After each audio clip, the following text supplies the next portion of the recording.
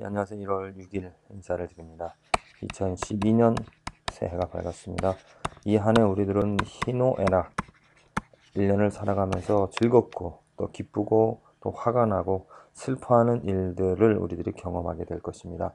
그런데 그 희노애락을 경험함에 있어서 무엇 때문에 희노애락을 겪게 되는가? 그 희노애락의 이유가 무엇인가?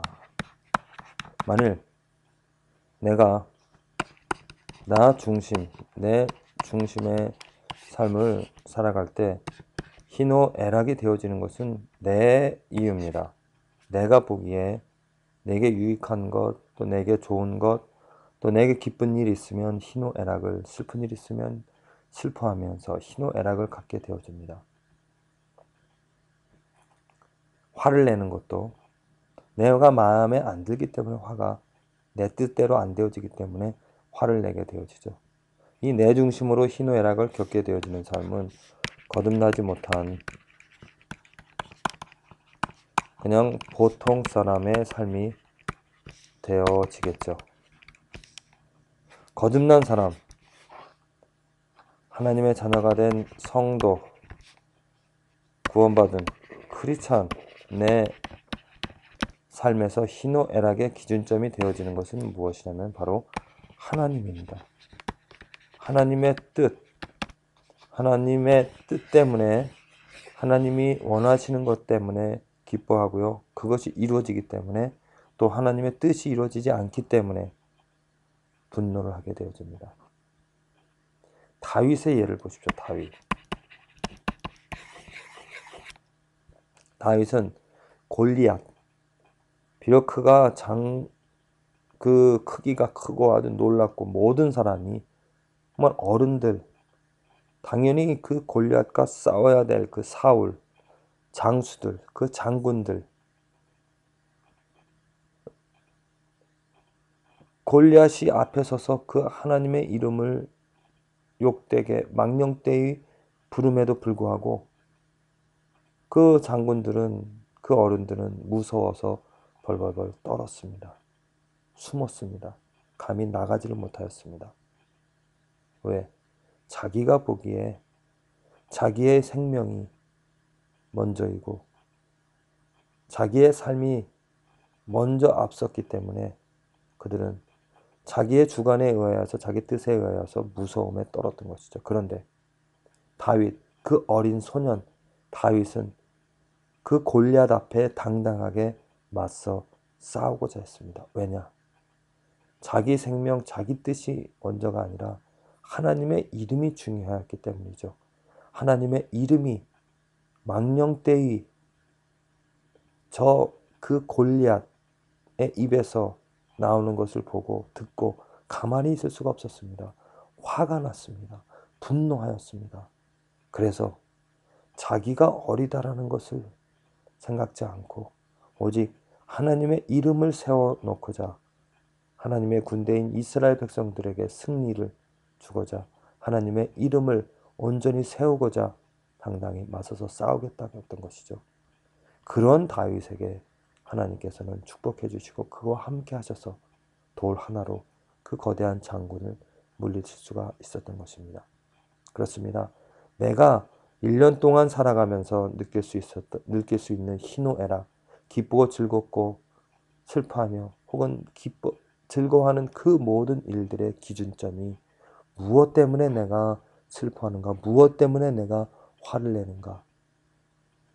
크리스찬으로서는 분명히 하나님의 이름 때문에, 하나님의 형상 때문에, 하나님의 뜻 때문에 우리는 즐거워하고 그것이 이루어지는 것을 보면서 내 삶에서 하루하루 살아가면서 내가 행하는 모든 일들 가운데 하나님의 뜻이 이루어지는 것을 보면서 나는 즐거워하고 감사할 수가 있습니다.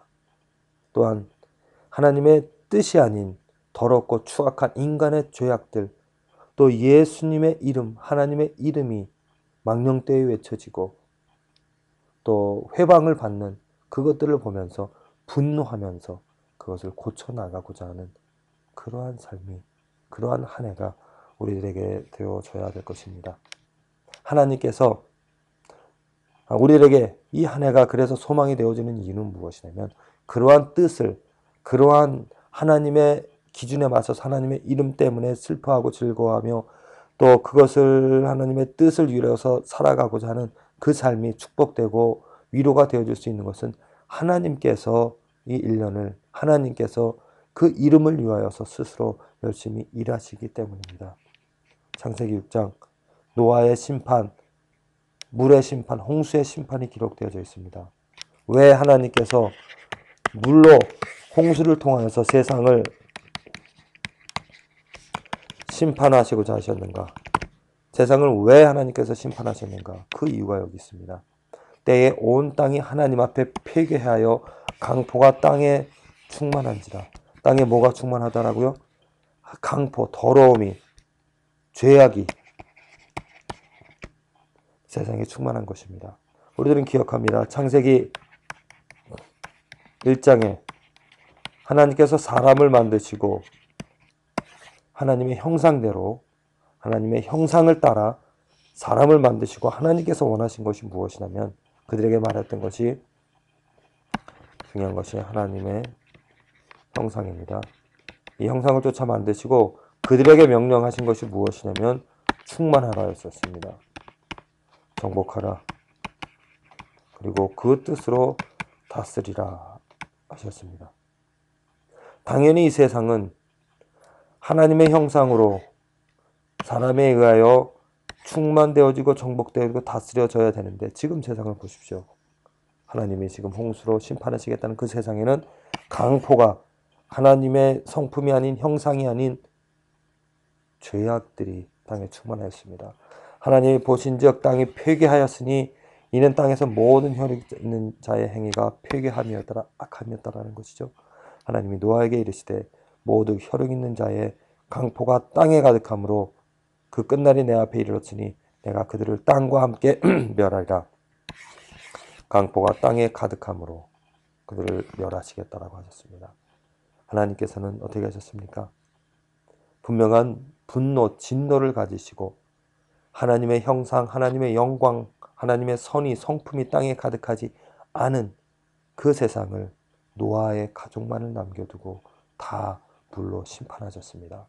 그 이야기는 무엇이냐면 하나님께서 다시 새롭게 하나님의 형상으로 충만되어질 수 있도록 이 세상을 이끌어 가셨다는 것이죠. 그런데 그 뒤에 노아 또한 하나님의 형상으로 충만케 하지 못하고 또한 악으로 세상의 악으로 더러움으로 이 세상을 또 충만하게 하였습니다. 하나님께서는 그래도 포기하지 않으시고 이제 아브라함을 택하셔서 부르셔서 그들에게 율법을 주면서 그 율법을 통하여 세상을 하나님의 형상으로 하나님의 성품으로 가득하게 하고자 했습니다. 하지만 이스라엘 백성들 역시나 그 율법 대신 그들의 전통과 유전을 만들어서 율법을 대신하여 그것을 지키면서 하나님의 뜻을 이루어 간다라고 착각을 하였죠. 그 뒤 하나님께서는 이제 예수 그리스도 하나님의 형상 그 자체인 예수 그리스도를 이 땅에 보내주셔서 그 예수 그리스도로 말미암아 이제 하나님의 형상을 또 충만케 하시는 길을 열어 가셨습니다. 그래서 누구든지 이제 예수 그리스도를 사랑하며 그를 믿으며 그를 위하여서 그와 함께 살아가는 그 삶을 통하여서 하나님의 형상을 하나님의 뜻을 이 세상에 충만케 하고자 하십니다. 물론 완전하게 온전하게 우리는 이루어갈 수 없습니다. 예수님이 다시 오심으로 말미암아 또 하나님의 심판으로 말미암아 이 세상은 온전히 물로 심판되어지듯이 하나님의 능력으로 심판되어졌을 때 온전하게 하나님의 형상이 충만한 세상, 새로운 땅과 새 하늘과 새 땅이 만들어질 것입니다. 그것을 바라보고 그것을 기대하면서 우리들은 올 한 해 어떻게 살아가겠습니까?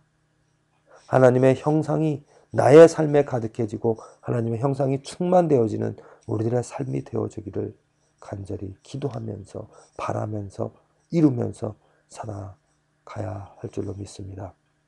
무엇이 충만한가? 무엇이 내 주위에 가득한가? 사람의 악과 더러움이 내 주위에 가득한가?